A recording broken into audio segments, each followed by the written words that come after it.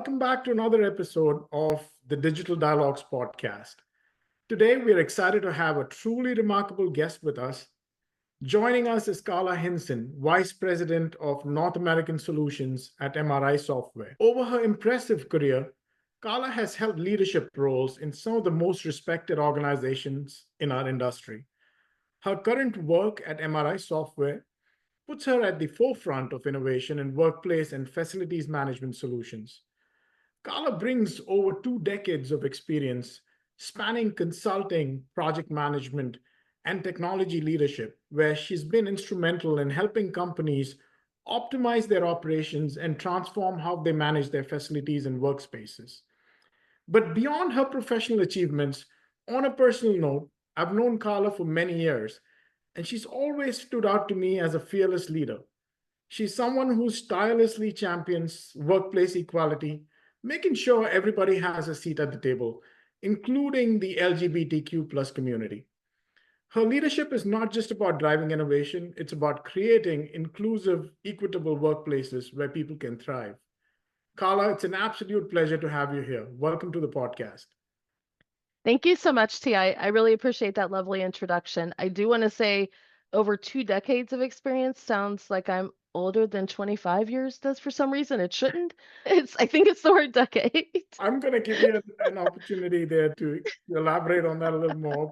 So let's actually start by talking about your current role at MRI Software. Tell us a little bit about some of the things that you're doing there that gets you out of the bed every morning, but also stuff that keeps you up at night. Yeah, absolutely. So, as you said, I am the Vice President of North America Solutions here at MRI. And as part of that, I really work on our go-to-market strategy. So, we have a little over around 180 products at MRI. So, we have a lot of different products out there. We cover 3 different segments or sectors, which is living, at work, which is commercial side, and then also occupier, which is more of the tenant occupier side. I help with all of those types of businesses. And so, the things that get me up in the morning is really that innovation side of things, getting to learn about new products, getting to see how we can help clients. That's always been a big motivator for me. And I have to also add working with our team. We have just some of the best people at MRI. We have a great culture. We're all part of keeping that going and building that. So I really do enjoy that. Things that keep me up at night, really around how can we provide better services to our clients, right? Their success is our success. So really helping them just with different changes in the market. So I do watch for that a lot. I try to be proactive and forward looking on that. Sometimes your brain just sits there and gets going, what does this market indicator mean? What's coming next? How's that going to impact our clients and future clients that are out there? A lot of innovation and just a lot of paying attention to the market for me. That makes sense completely. Yeah. And you've had a very impressive career journey through various leadership roles. I'm curious, I'd like to learn the human being behind the tech really. And my next question is going to be around tell us a little bit about your childhood. What were some of the experiences as a young adult that shaped your journey today? Such an interesting question that you don't usually get on business podcasts. So I'm very happy to hear that question because our experiences really shape us, right? Along the way. So I had a little bit of a different upbringing. My dad was a diesel mechanic. He worked on pipelines, and so we traveled a lot. So I went to about 3 schools per year until I was in 8th grade, which in the US would be our last year of middle school before it's in high school. And just all over the US. I'm from Texas originally, was born there. I've been to school in Louisiana, Mississippi, Nebraska, just wherever we were, I went to school. And each time I got to experience something new, right? When you change schools in one year, you start to realize that at one school I was at, the start of 5th grade, I think we were all in one classroom all day. And then the next school I went to, I had 7 periods. We changed class. We had gym. So just from one end to the other, just in one year.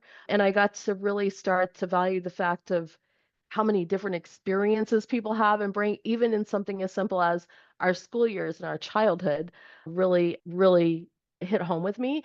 And the other thing from that, I had a lot of pen pals because I would make friends as we moved. And I have a friend from 7th grade who's in Vermont now, was in Mississippi, and I'm still in touch with him. In fact, we've gone and Wow. visited him recently. I think it's just taught me the value of keeping in touch with people and the value of a real understanding. We can say it, but really understanding how different our experiences can be.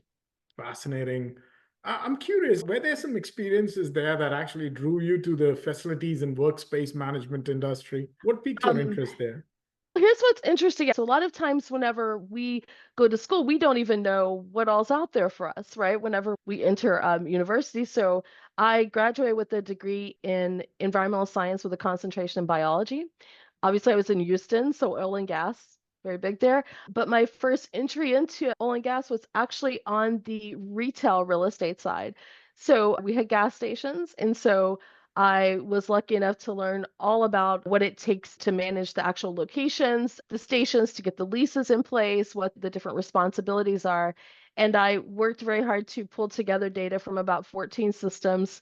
This is dating me a little bit here. It would load overnight into an Access database on a Citrix server, so the old days, so the field would have something to use.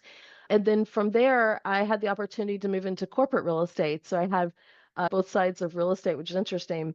And when I moved into corporate, that is where my first project we implemented an integrated workplace management solution, IWMS, before it was even called IWMS. I think that Right. term came out in the process there. And as the client, got to implement that for a help desk. So I really got into all the details of a facilities help desk, understanding the different commitments on the occupier, the tenant side versus the landlord side, different types of costs and things. It was really fascinating for me. And we also did a big change at that time. I was working for someone who was very forward thinking. Sometimes in your career, you're not always appreciative of those experiences because they're Right. quite stressful and hectic, but I learned so much. And we implemented one of the early space management implementations for assigned seating and understanding cost allocation. And I was lucky because I got to understand the tech side, also the user side, but the business impact side of things around data and just how people use data. So I was hooked on the whole corporate real estate side and the facilities workplace and with the leasing added to that from that point forward.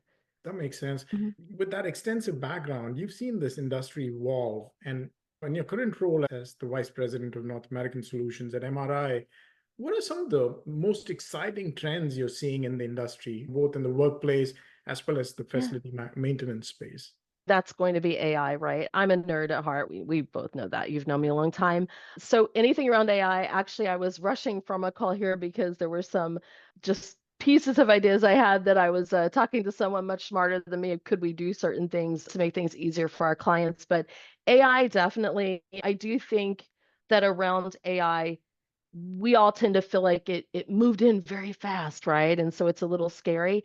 But that was actually started in the 50s, right? It's just the technology's come along now, so it feels like it's sped up very quickly or it's come in very quickly. I think AI is going to be a trend for a while because we've got to build the trust in it. We've got to get the right data for it. So the second piece to that is just data in general. I spoke on data a few weeks ago at a conference, and I really started at the beginning because we have a lot of talk of data, but I think we ignore the fact that sometimes we don't even know how much data we have or where it is or what Right. kind it is.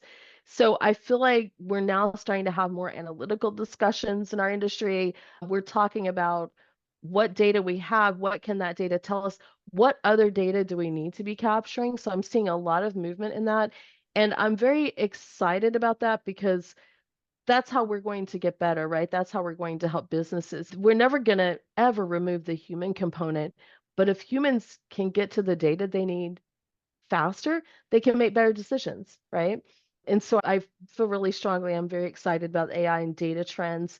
And then of course, it's been interesting. I'm like everyone else to watch the return to office, the new normal, which is just the normal now, right? What's been very interesting about that is when I started my career, we worked something called 980s. Okay. And so we would work 4.5 days one week, and then we would work 4 days the following. We alternated.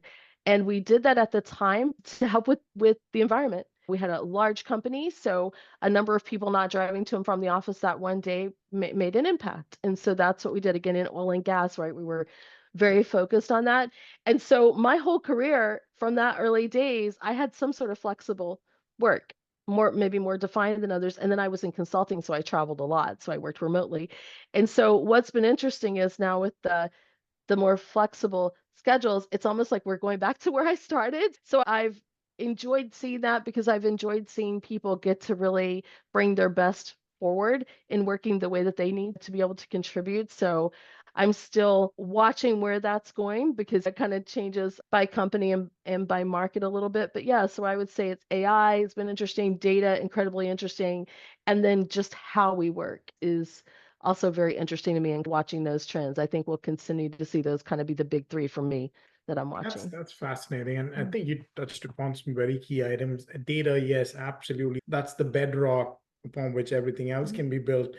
But with AI, I did want to ask you now, a lot of organizations are definitely investing in AI. That seems Mhm. to be the path to go. But there were also certain things. There was a recent book that just came out called Nexus by Yuval Harari, and I was reading that. And he was talking about the dangers of what could come. And one of the things that's being standing out is AI is getting better and better at coming up with insights, going over very large amount of data that human brains can't fathom. We can't get our hands around it, but it's able to do that and then come out with insights and even help you make decisions which are uncanny, which are absolutely accurate. Now, the challenge is they aren't able to trace back and figure out how did it arrive at that. And that's a danger that humans are dealing with. Mhm. But organizations are going to start adapting this faster, newer technology very soon. What are some guardrails MRI is putting around AI? I'm just curious.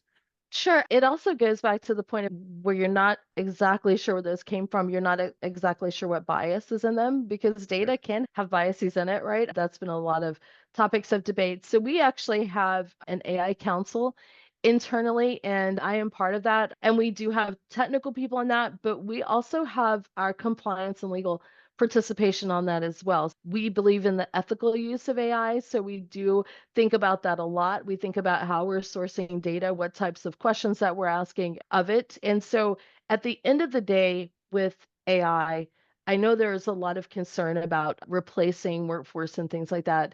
That's really not where we see AI going. We see AI as handling all that churn of data. Like I know we're all amazing at VLOOKUPs and everything because we've had to be, but handling all of that data churn, getting all that data together and finding the anomalies in the data, spotting that. If you think about it this way, it used to be if you wanted to find anomalies in data, you needed to write the appropriate query to find those anomalies, right? Right. Well, you don't have to write the query. So it will spot those patterns and anomalies and call those out to you. And I look at that as giving humans options, right? Here's places to look. Here's what there are some options or maybe even recommendations if you want to say that. But the ultimate decision is coming from the human, right? That's the thing that we have to remember. And so that's really our guardrails, right? We are serving up the data as recommendations to our AI tools and options. And then there is the human factor that's actually making the decision. I always say, when people say, what do you want AI to do, Carla? I want AI to make it so that you never have to miss a family dinner or a soccer game or anything else unless you want to, that's on you. But you don't have to do that anymore. So it's taking out all that extra work that we do on data that often happens during the quiet hours, so not during the workday, so that you can really focus on the decisions for your business. That makes complete sense. It's going to free up more of your time to do bigger and better things. Yep. Completely get that. Moving on from AI to more human-centric question. Yeah, someone who's a champion for equitable workplaces, including equal workplace for LGBTQ plus community. What are some of the things you're doing at MRI Software as well as across the broader industry to support that goal? Sure. I do feel very strongly, right, about that. And I think everyone needs to be able to be free to bring their best selves to work, their whole selves to work. And it takes a lot of energy to not do that. So, for example, I am married to an amazing woman. We've been together 23, going on 24 years. Her name is Deb. For many years, I would have to think, okay, let me say partner, let me say spouse. Don't say wife, don't say she, change the pronouns. We were raising two wonderful stepchildren. We're raising together, and it's a lot of energy to do that. And so I've definitely felt that, and I know how important it is to not spend your energy on that. And so at MRI, we have a huge DEIB, so diversity, equity, inclusion, and belonging program. We have employee resource groups. We, as a whole, are the Pride, so we call them Pride resource groups. So I helped found the Women and Allies group initially, and then I founded about a year and a half ago the LGBTQI plus group called Prism. Very excited to do that. And I'm actually serving as the exec sponsor for that group. We have a whole leadership team there. We're doing a lot of great things. So we actually, this past year during Pride Month, during June, we had our first sort of external facing panel. So we had some partners, we had another organization, and we invited all of our clients to come to that. I've also invited them to share and exchange ideas. We have our annual user conference called Ascend each year. That's coming up in late October. We have a leadership track that we started last year in that. And during that, we do have some DEIB content in there and classes and panel discussions as well, not just about our products, but also a leadership track for how you work with each other, how you can create inclusive workspaces. I've spoken at BOMA on that topic as well. And even 2 years ago at Ascend, we had a DEIB discussion on our main stage as part of our day 2 keynote. So our CEO is heavily involved in any panel discussion as well. And we really have worked to create a culture. One of the other things that we have done is we do something called dialogue circles. And in dialogue circles, there are topics that are a little bit difficult to discuss sometimes. For example, we did one on pronouns during Pride Month. And in that, we come together, everyone's invited in the Pride and MRI. We actually watch a video together, we break out in small groups, and we have discussions there about the topic, right? And what that's done is it's allowed us to have conversations and to learn how to respect differing opinions, how to have those difficult conversations. And I do believe that's just played right out into our culture. So going from those small settings to having more of an appreciation for different points of view, we really do work towards that. And I think that's one of the ways we've put that to practice. And then, of course, we have the MRI Foundation, right? We do a lot of works in the community. We really want to make the world a better place. At Ascend, we always have a local organization we sponsor and help.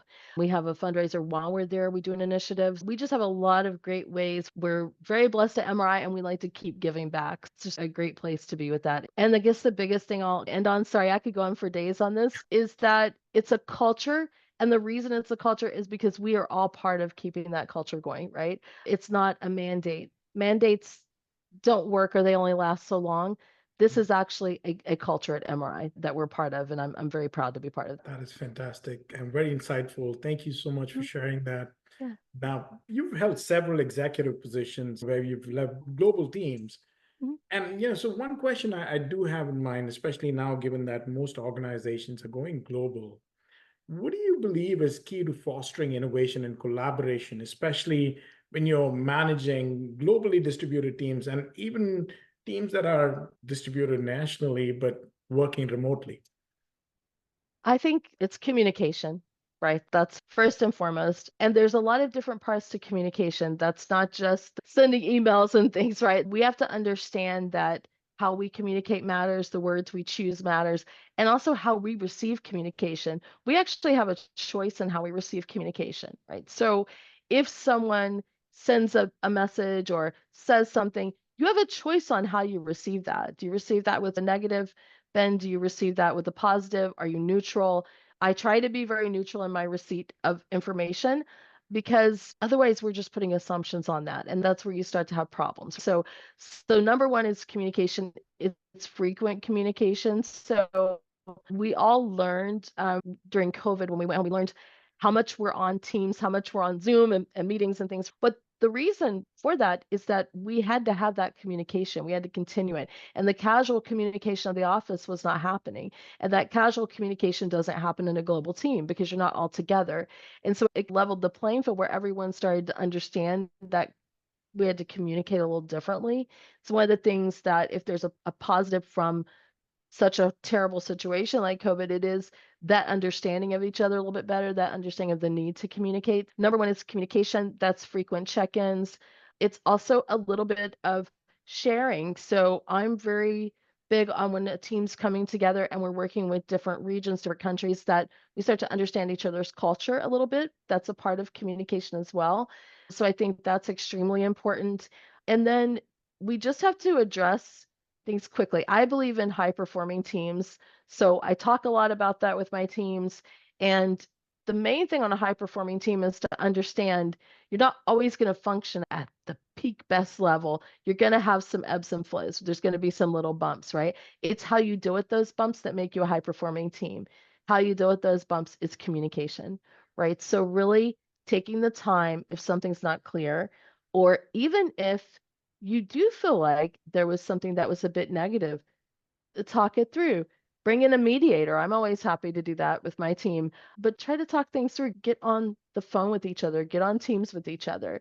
Don't rely on email. If you've sent a third email, you're not communicating anymore. You're just responding, right? You're just responding. So that's one of the biggest lessons I've learned in my career that I really try to take with me is, okay, if something's not going quite right, think about our communication. And then the second piece that goes with communication is it's very important to get everyone driving in the same direction for certain things. So if you have clear process and there are certain things day to day, they just work. This is what we do. That leaves you open for more innovation, right?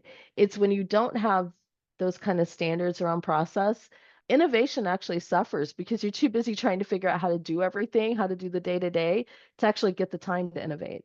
So I think sometimes people don't love a lot of process, but I firmly believe if you've got the right processes in place, don't overdo it, but you got the right ones for your day to day, that actually frees up your time to innovate more and think about those fun things and come up with different ideas and things. So communication and process are my two key points that I look for my teams. Yep. I love what you said, especially the fact that you mentioned that it's important how we receive communication. I think a lot of times we don't think about it. The way we receive it is a lot of time biased by our Yeah. moods, by culture, by our environment. And I love the fact what you just said that you want to receive it neutrally and analyze that in the right manner. So it's brilliant. So, on a more personal note, what motivates you outside work, and how do you maintain that balance between a demanding career and your personal? I think most people who know me would probably agree I have a bit of an intense personality, what people might call a workaholic at times.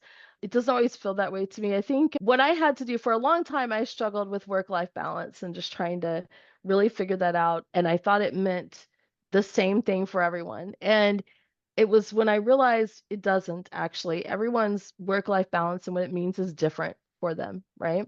And so once I realized that, I was able to come up with some what I call non-negotiables. These are my things I'm going to do. This is my time, my space, and that's what I have to have. And so it can be anything as simple as I've had a book club that's been running for 5 years now. We meet on Tuesday nights.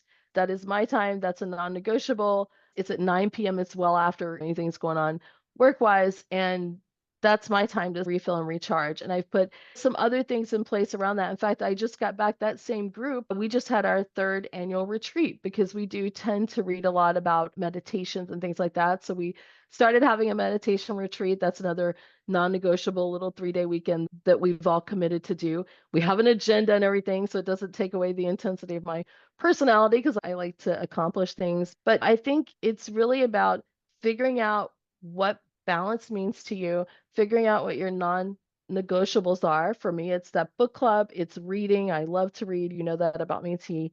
And just really making sure that you hold that space for yourself to do that is extremely important. I also have my other non-negotiable is when I'm home after dinner, we have a cup of coffee in our porch room in the rocking chair. So I get some time with Deb, and that's also a non-negotiable. There's no phones allowed for that hour. It's just something that we put in place to make sure we have that time. So I think it's just figuring out what that is for you. And then I also sometimes there's things I'm working on. I'm a problem solver and I get very excited about it. And sometimes I want to work a little extra on those things. And that's okay too. I'm enjoying it, right? That's also fine as long as I've got that good definition of what balance means to me. Yeah, that's what I've learned through the years is figure out what it means to you and then put your non-negotiables in place and stick to them. That makes sense. And given I know how much you love books, I wouldn't want to miss the opportunity to ask you this question. What are some of the books that have actually influenced your thinking? Any recommendations for me or our listeners? Oh my goodness. And I have a couple sitting here. So right now, I'm almost done with the Generative AI in Practice by Bernard Marr. And what I like about this book is it's extremely accessible, right? Reading it and gives a great history at the front of it. Like I talked about, surprised how long we've been working on AI. It took a little bit of a break there. I think it was like in the 60s, 70s maybe, but just really interesting because I feel like the good thing about this is that it's telling 100 plus amazing ways generative artificial intelligence is changing business and society. So he's given actual examples here. And I think on new concepts like this that are new to us, we need to understand some basics. So I really like that book. One that I had also started, I read multiple books at the same time. This one is The AI Savvy Leader by David Kramer, and it's 9 ways to take back control and make AI work. So this one actually I had it and I picked up reading it because when I was at the conference, there were a lot of people who talked about stories of trying to run down the AI path at first, and then they got something in place that wasn't generating results, and then they realized they didn't really have the data for it, so they had to kind of change directions. And so I feel like when something's new, we do a lot of different things. So trying to step back for a minute and actually do what this says and make AI work for us, I felt like that was a great title. Like I said, I'm almost through this one, so whenever I'm done with that, I will be sure to give you a review on that. And then some of the others, I do tend to read a lot of books around DEI, so mix in with that if there's ever any that come up there. There was one that I read recently called Racial Justice at Work, and I just felt like I needed to have a better understanding of different experiences than I've lived to make sure that I can support everyone. That book, I probably reference it frequently because it actually had actions that I felt like I could take. So I felt like that was a great book.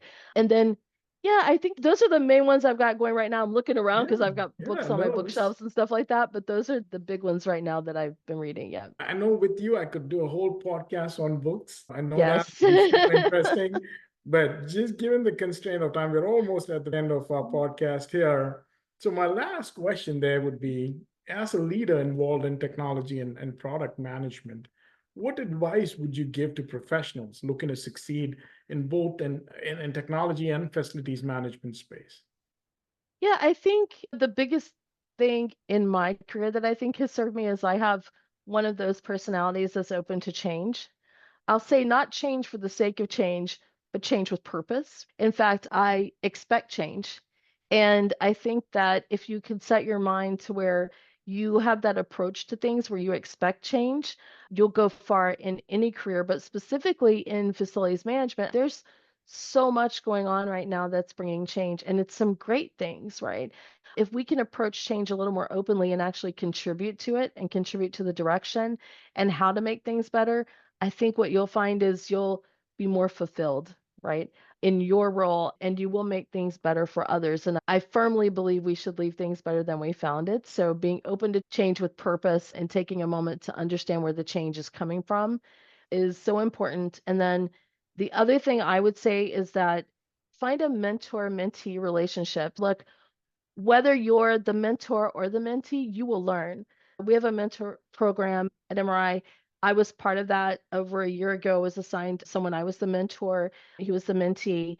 And we met every month and we talked about so many things. And then in my role, I ended up getting all the products. And so I said, all right, we're changing now. So you're the mentor and I'm the mentee because you've worked on this product for a long time. And I want to know more about this, right, in the market. And so I think that mentor-mentee relationship, never doubt that your role might change back and forth in that. And so it's a great way to learn, have multiple ones, right? That's, I think, a great way to do. So again, open to change, open to learning. I'm a lifelong learner. I think that you'll never be bored that way.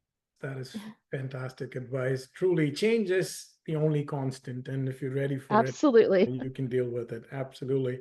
Carla, a big thank you for joining us and sharing Yeah. those incredible insights on workplace management and the power of inclusive leadership. That Yeah. wraps up this episode of the Digital Dialogue Podcast. To our listeners, I hope you found today's discussion valuable. If you did, be sure to stay tuned for more great conversations in future episodes. Stay curious, keep innovating, and we'll see you next time. Thank you. Thank you.